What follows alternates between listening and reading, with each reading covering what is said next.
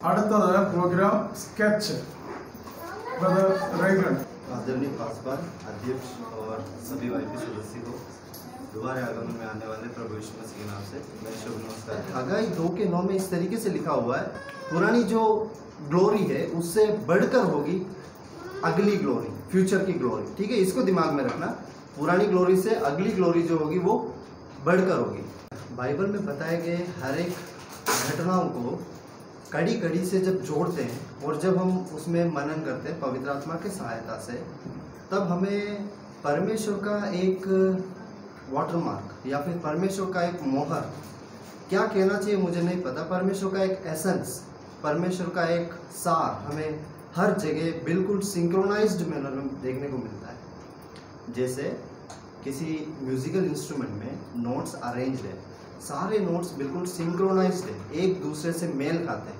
अगर उनमें से कोई भी नोट आगे पीछे हो जाए तो बजाने वाला और सुनने वाला दोनों को वो अच्छा नहीं लगेगा। लेकिन वचन में, परमेश्वर के वचन में जो बातें बताई गई है, उनको जब हम कड़ी से कड़ी जोड़कर जब हम मनन करते हैं पवित्र आत्मा की सहायता से, तब हमें हर बातें, हर एक बात परमेश्वर की कुछ योजना वहाँ पर दिखाती है, परमेश्वर का कुछ साफ हम वहाँ देखते हैं कैसे।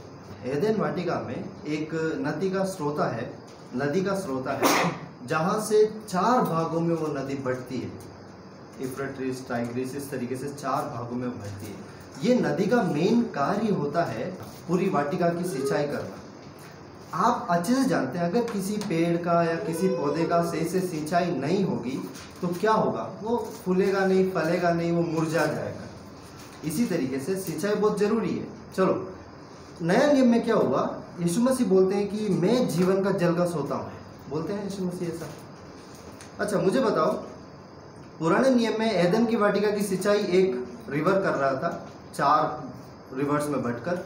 नए नियम में चर्च की सिंचाई जीसस क्राइस्ट कर रहे हैं। लेकिन आपको पता है, यीशु मसीह ने एक बात कहा है कि जो कोई मुझसे पिएगा या जो कोई मुझ पर भरोसा रखेगा वो खुद एक सोता बनेगा, ऐसा बोला है। तो मुझे एक बात बताओ, कौन सी ज़्यादा महिमा की बात है कि क्या परमेश्वर में विश्वास करने वाले हर एक जन के अंदर से जीवन की जल की नदियाँ बहना, या फिर सिर्फ एक वाटिका की सिंचाई के लिए सिर्फ एक स्रोता से निकलना, कौन सा महिमामय बात होगी? नहीं समझ में आया, लगता है नहीं समझ में आया। पर मेरे पास अभी समय के दायरे में मुझे रुकना है। मैं अगला एक एग्जांपल देता हूँ। हम फरोन ने एक ड्रीम देखा था, एक विजन देखा था, वो जानते हैं। और नबूकदनेस्सर राजा ने भी विजन देखा था। थोड़ा सा ध्यान से सुनना, बाकी ये टॉपिक बिल्कुल समझ में नहीं आएगा। फरोन ने एक विजन देखा था और नबूकदनेस्सर राजा ने भी विजन देखा था। आपको पता है, फरोन का विजन का इंटरप्रिटेशन करने के लिए जोसेफ वहां पहुंचता है, सही बोल रहा हूँ क्या? और जोसेफ को वो दर्शन बताया जाता है, फिर वो उसका इंटरप्रिटेशन बताता है। लेकिन दानियल का केस में ऐसा नहीं था। नबूकदनेस्सर राजा ने इनकार कर दिया दर्शन बताने से, तो दानियल खुद ने क्या करा, परमेश्वर की उस समय की महिमा ऐसी प्रकट हुई कि दानियल ने खुद ने वो विजन देखा और उसका इंटरप्रिटेशन किया। समझ में आ रहा है? तो कौन सी महिमा बड़ी कहलाएगी? क्या दर्शन सुनने के बाद इंटरप्रेट करना या दर्शन खुद देखकर इंटरप्रेट करना? चलिए अगला एक सार हम देखते हैं।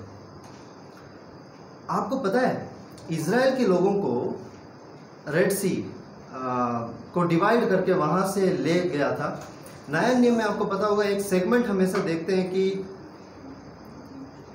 जहां पर यीशु मसीह पतरस को बोलता है पानी के ऊपर से चलकर आ। इतना हम जानते हैं। यहाँ पर मैं क्या बताना चाहता हूँ, थोड़ा ध्यान से सुनना। कौन सी महिमा बड़ी है? क्या परमेश्वर आपके लिए ऐसा कोई कार्य करे, ऑप्शन नंबर 1, कि आपके सामने परेशानी है, बड़ी परेशानी है, मतलब वो आपको डुबा सकती है, दफना सकती है पानी, उसको डिवाइड करके आपको वहाँ से ले चले, या तो ऑप्शन नंबर 2, आपको इतना सामर्थ्य दे दे कि आप खुद उस परेशानी के ऊपर हावी हो पाओ या उसके ऊपर चल पाओ। कौन सी महिमा बड़ी है? सेकंड वाला। यही चीज़ मैंने अभी तक तीनों पॉइंट में बताया, पर मेरे पास समय इतना नहीं कि मैं अब रुक सकूं। आगे बढ़ता हूँ। एक और एग्जांपल देखते हैं। बपतिस्मा जो हो रहा था,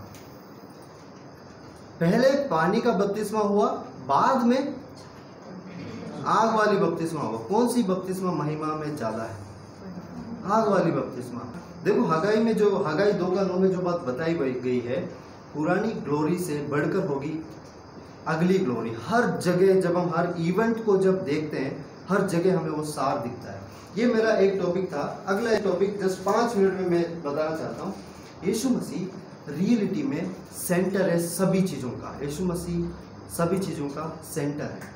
अच्छा कैसे, मैं बताता हूँ।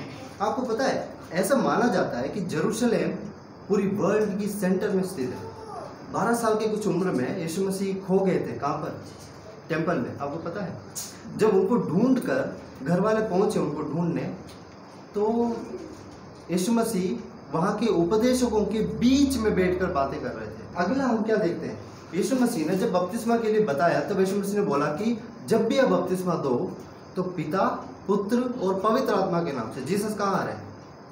जीसस का पोजीशन क्या है? बीच में, वो सेंटर। हाँ, एक और चीज, पिता, पुत्र, पवित्र आत्मा गलत कंसेप्ट है। पिता, पुत्र, पवित्र आत्मा, दे आर को-इक्वल।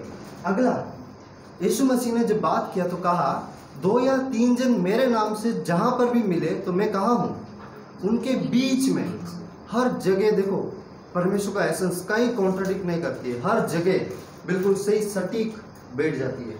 अगला देखो, जब जीसस का क्रूसिफिकेशन हुआ तो गोलगोथा में, कहाँ पर हुआ? एक पहाड़ी में, कालवरी में। जब जीसस का क्रूसिफिकेशन हुआ तो जीसस को कहाँ सूली पर लटकाया गया? 2 छोड़ के सब जगह।